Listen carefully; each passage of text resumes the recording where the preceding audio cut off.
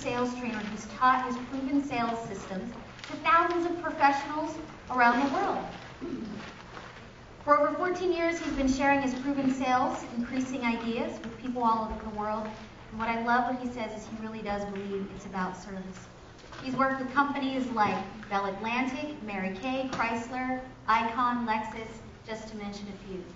So let's give a warm welcome to Eric Lofholm.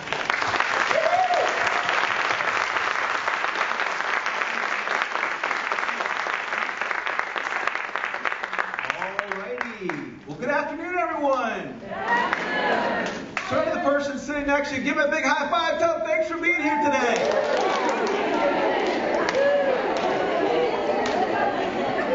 You're welcome. You're welcome. I'm excited to be here and talk about my favorite subject, although it may not be your favorite subject, which is sales. How many of you here are a little uncomfortable when it comes to selling, asking for the order, asking for the money, making calls, right? A lot of you in the room. And let me ask you this. What if we could create a paradigm shift in the way that you thought about sales to where you could actually, this is going to sound crazy to some of you, but what if you could let go of sales resistance and embrace sales now and for the rest of your life? How many of you would be excited about that by a show of hands? How many of you recognize that if you did improve your sales skills, it would help you in whatever your big goal, vision, or dream is with your life, the sales skills would help you by a show of hands? That's right. So that's what we're going to talk about today. And it's possible that you're going to experience a breakthrough. I've opened up a lot of talks with this simple idea is there's nothing more powerful than a good idea whose time has come. And have you ever had that experience where you listen to a speaker and they share the exact message that you need to hear? How many of you have had that experience in your life? That's right. And it's possible, even if you resist sales, that the information I'm going to share with you today could make a tremendous difference for you in your life. And what it really has to do with is what you make sales mean. And I'm going to give you a personal development 101 concept that's very applicable to what we're talking about here. A lot of you probably are familiar with this idea. And it goes like this. Things only have the meaning that we give them. How many of you heard that concept? Things only have the meaning that we give them. So if you have resistance to selling, I'm going to suggest you're not resisting sales. You're resisting the meaning that you attach to selling. And if you're open to that, that could create a whole shift in your thinking. Because what I'm suggesting is you're not actually resistant to selling. You're resistant to the meaning that you attach to it. So what if we create a new meaning to sales that you could be comfortable with? Everything could change, and it could happen like that. You see, selling is simply a style of communication. This is my view on it. It's simply a style of communication that increases the likelihood that you get a yes. In a moment, you're going to raise your hand. All right? Selling is simply a style of communication that increases the likelihood that you get a yes. Just out of curiosity, by a show of hands, how many of you would like to get more yeses in your life? By a show of hands. I know you're going to raise your hand. If you're taking notes, jot this down in your notes. Prediction is a form of power. Prediction is a form of power. Selling is simply a language that any of us can learn. And any of you in this room can learn it. And a little bit of background about myself. I'm from the Bay Area here. I was born and raised in Marin County. And so it's nice to be back here in the Bay Area. And when I left Marin in 1988, I was very successful right out of high school. My very first job I ever had right out of high school. I made over $100,000 right out of high school. Very first job. Would you all agree that's pretty good? Yeah. Pretty good, right? Yeah. So you're like, awesome. Yeah. Well, I didn't make over $100,000. That would have been a great story. Right.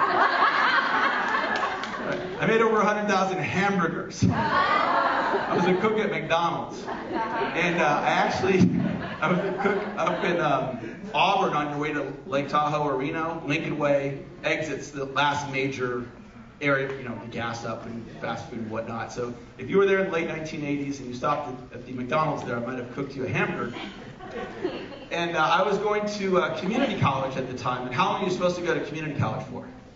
Supposed to go for 2. I went for 5 years and never graduated. Still a couple units shy of my AA degree. So I was not exactly on the fast track to success.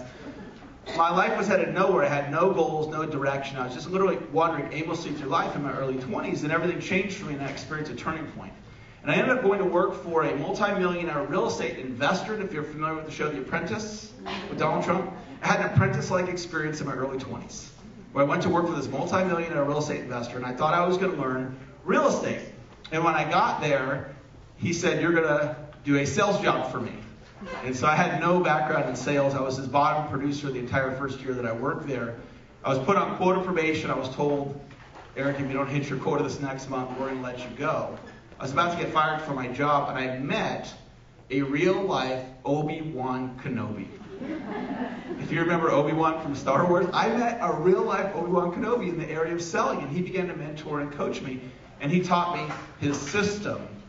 And within 60 days of being on the verge of being fired from my job, not only did I keep my job, but I became the top producer in my division. I went from worst to first in 60 days.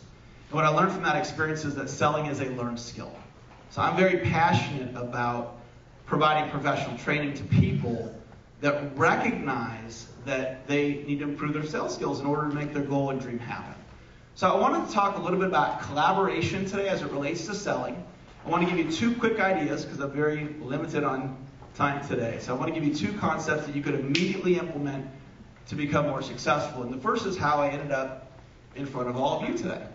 And I used my collaboration system that's totally duplicatable. And any of you can do this.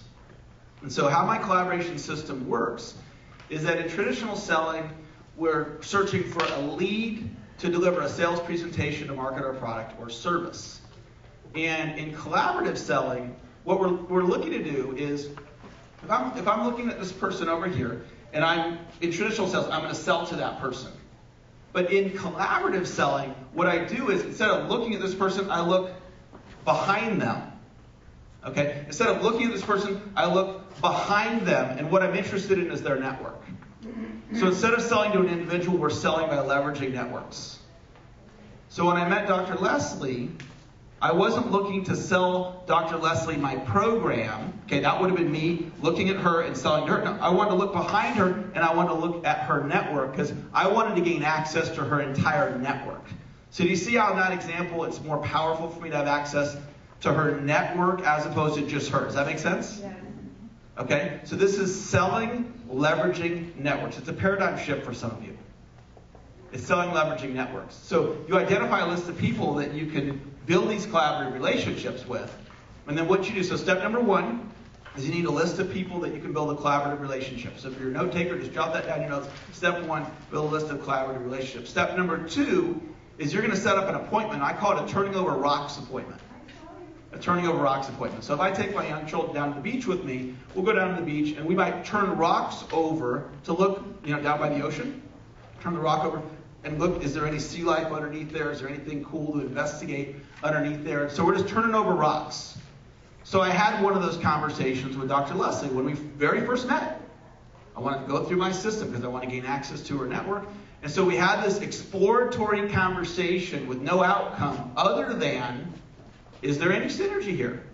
Is there any way I can support you? Is there any way that you can support me? I didn't go there to close her on anything. I wasn't selling her anything. It was just, it's kind of like, a first date with somebody, right? Let's go have a cup of coffee. Just take a look here and see if there's anything there. Well, I have these types of collaboration conversations all the time. And so then we established that, there's some synergy here. And then the next step is to set up a second appointment. That's step number 3. You set up a second appointment, step number 3. And what you're going to look for is a small step that's comfortable for both parties.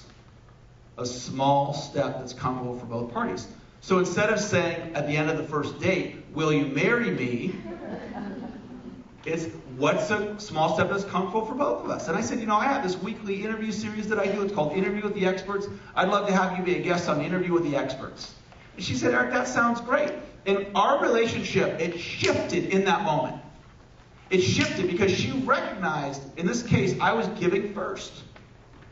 And that immediately attracted her to want to do business with me. And I think in that moment, she made the decision that I was going to be on the stage. That's how powerful it is.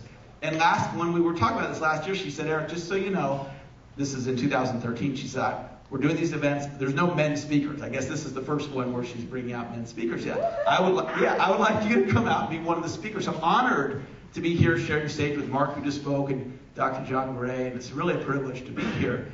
And then what you do, there's one more step in step number 3. You want a small step that's comfortable for both parties. And you might even use language like that. Let's just explore a small step that's comfortable for both of us. And then one last step is you want to sell the vision. In other words, sell what's possible. So I might have said something like this to Dr. Leslie. You know, what's possible is we could be doing this type of collaborative relationship for the next 32 years. And I was planting that seed in her mind. One of the most powerful human forces on the planet is the power of suggestion. One of the most powerful human forces on the planet is the power of suggestion. So that little formula is how I got on this stage. I do it all the time. I've done a lot of business in that way. And I want to plant a seed for you, if you don't already have this, to have a culture of collaboration within your organization. When I say your organization, that's you and how you do business with other people, even if you work for somebody. A culture of collaboration within your organization. I've got one last specific idea I want to share with you. And back in 2008, anybody in this room other than me, your business and finances were affected, right? Probably all of us, right? And my company was on life support in 2008. We were just humming along, doing great things, and it all came to a screeching halt. And my company lost 70% of its revenues practically overnight. And I didn't know what to do. And I was confused. And so I sought out guidance. And I just said, God, what am I going to do? How am I going to succeed in this economy? And the answer came to me. And it came in one word. The word collaboration. No instructions. Just one word. Collaboration. It's like, I need a little bit more than that. That's all you're getting, Eric. The word collaboration. So what came to me intuitively was to make a list of people to collaborate with. So what I'm about to teach you right now, I call this the $250,000 idea. I believe for each of you in this room, this one idea is worth an extra $250,000 in business to you between now and the end of your career, if not more. That's a $250,000 per person. I believe this one idea. I'm going to lay it out for you step by step. This will be the final thing I share with you today. So step number 1 of the $250,000 idea, make a list of people that you can collaborate with. Step number 2, so I made my list. I got 132 people on the list. I look at the list and I go, how am I going to build deep, meaningful relationships with 132 people? And what do you think the answer I got was? One at a time. That's an excellent answer. That's not what I got. The answer I got was, you don't. It's too many. It just totally overwhelmed me. Looking at this list, I'm like, there's no way to build deep, meaningful relationships with 132 people, because one of the ingredients of a successful relationship is time. One of the ingredients of a successful relationship is time. I don't have time to build deep, meaningful relationships with 132 people. So then I asked myself the question, how many people can I build deep, meaningful relationships with? And the answer I got was 4. 4. So that's step number 2. Go home tonight, make a list of all possible collaboration relationships. That's step number 1. Step number 2, pick your top 4. Pick your top 4. Step number 3, reach out and connect. Okay? When you do step 3 and you reach out to those top 4 people, you're going to apply the first thing that I just taught you. You're going to reach out to them and you're going to set up what kind of an appointment? A turning over rocks appointment. And then at the end of that turning over rocks appointment, then if there's synergy, you're going to set up a second appointment to talk about doing business together. And what are you going to look for when you do that second appointment to talk about doing business together? Small step that's comfortable for both of you. Okay? And then at the same time, sell the vision. It's possible we can do business together for the next 10 years, 20 years, 30 years, or whatever your vision is.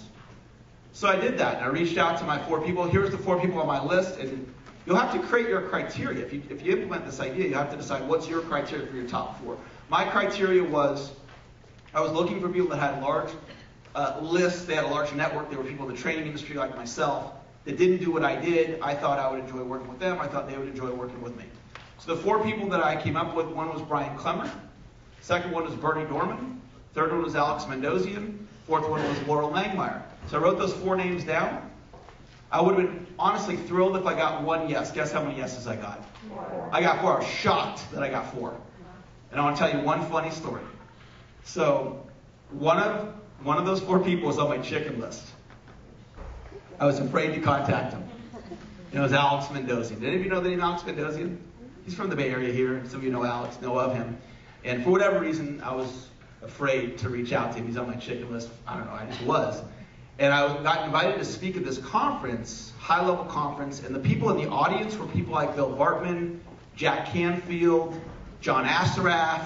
I mean, that's the audience, right? And I was on this panel, and they asked me to share a few of my best ideas, and I shared the idea I'm sharing with you right now, the $250,000 idea, right? And guess who's in the audience? Alex Mendosian. I felt like saying, and Alex, you're on my list. In the middle of my talk, I was like pulled to do, but I didn't do that. I didn't want to embarrass myself. And so later on in the conference, I was out networking, and up walks Alex Mendosian. And I started talking to him. And I said, Alex, I just want you to know that you're one of the 4 people on my list. And he said, Eric, as you were sharing, he said this, he said, I don't do things in 4s, I do things in 5s. Like that's, I guess, his magic number or something, right? He said, I made a list of the 5 people based on what you taught. And he said, Eric, you're on my list. I was shocked by that. And so we exchanged cards. He followed up with me, or I followed up with him. We're on the phone a couple weeks later. He said, yeah, Eric, it was great meeting you. Why don't we get together? I said, that sounds great. He goes down in about 2 hours from me. He lives in Nevada. I'm up in Sacramento area. And so we're talking. We're setting up the appointment. And Alex Mendosian says to me over the phone, Eric, why don't you come down for a sleepover? Excuse me? I mean, last time I was on a sleepover, I was in like 3rd grade or something. I'm like, Alex Mendosian did not say this to me. I pretended he did not say that. I kid you not. We set the date. He did not invite me to a sleepover. In my mind, I just deleted it. Like, he didn't say that. So, as I'm getting ready to go down to the appointment, I didn't bring my toothbrush. I didn't bring my jammies because Alex Mendosian didn't invite me to a sleepover. So I go down to the appointment. It's at his house. I walk in. First thing he says to me, I kid you not, he goes, you're staying over, right? Yeah, okay, I'm staying over. So I had a sleepover with Alex Mendosian. I never told him that I didn't brush my teeth or I didn't have my jammies. He didn't know that. And so then an interesting thing happened. After we had this really wonderful meeting and I got to meet his family and so forth, I didn't hear from him. I was like, this is really strange. Like, I'm on his list, he's on my list, we had the sleepover, we did the whole thing, and I didn't hear from him.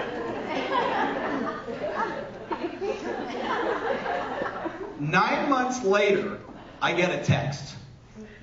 Eric, it's Alex Mendosian. I have a high-profile speaker that needs some sales scripting help. Are you interested? Well, when Alex Mendosian sends you a text like that, yes, I'm interested.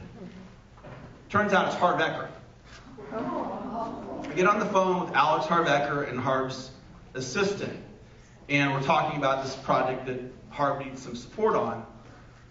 And he goes, what are you doing November 5th, 6th, and 7th? This is, I think, back in 2003. And I said, I don't know. What do you got? He goes, well, would you have an interest in speaking to 750 people? I said, yes, I would. He said, do you have a program that you can sell? I said, yes, I do. So I went out and spoke at their Master of Influence event. And in about 90 minutes, did close to $70,000 in sales. And I'm sharing that story with you because it all happened because I wrote Alex Mendosian's name down on a piece of paper. And I identified him as one of my top 4 relationships. And then I eventually followed up with him, and then it showed up 70 grand in one day.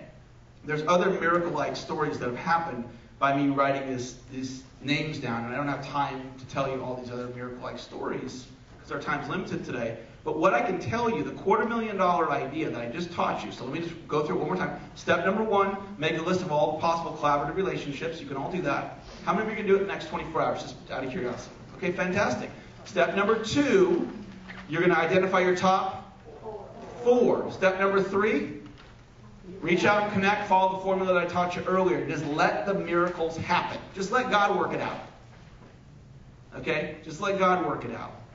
And I believe that will bring you $250,000 or more in additional revenue. I wish I had more time with all of you today. We're really limited on time. One just super easy way to connect with me is on Facebook. I'm a big Facebook guy. I post just about every day. So you can find me there. One way that we can connect. I'll be downstairs for a little while in the VIP. I'm hopeful that you got at least, well, how many of you got at least one good idea from my talk? By show of hands.